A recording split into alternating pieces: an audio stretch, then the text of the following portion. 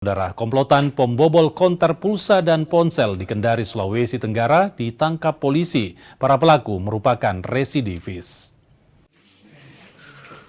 Komplotan pembobol konter pulsa dan ponsel ini ditangkap tim Busar 77 Satreskrim Polresta Kendari, Sulawesi Tenggara.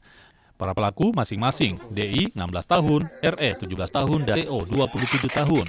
Mereka ditangkap setelah membobol konter pulsa dan ponsel di Jalan Jenderal Ahmad, Kota Kendari. Aksi para pelaku terbongkar setelah terekam CCTV. Dari tangan ketiganya, polisi menyita sejumlah barang bukti, diantaranya 1 unit telepon genggam hingga voucher pulsa. Para pelaku rupanya merupakan residivis dan telah beraksi di 22 TKP di wilayah Kota Kendari. Barang hasil curian digunakan untuk bermain judi online.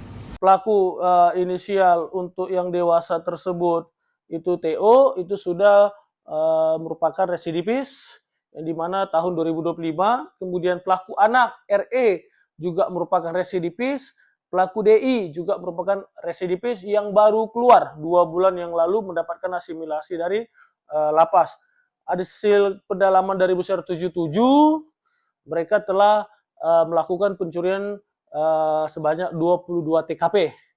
3 TKP konter pulsa dan HP, kemudian 19 TKP pencurian ban serep mobil yang terparkir di pinggir-pinggir jalan. Kini ketiganya ditahan di Polresta Kendari serta dijerat pasal tentang pencurian dengan ancaman hukuman 5 tahun penjara. Silvian Zakia, Kompas TV Kendari, Sulawesi Tenggara.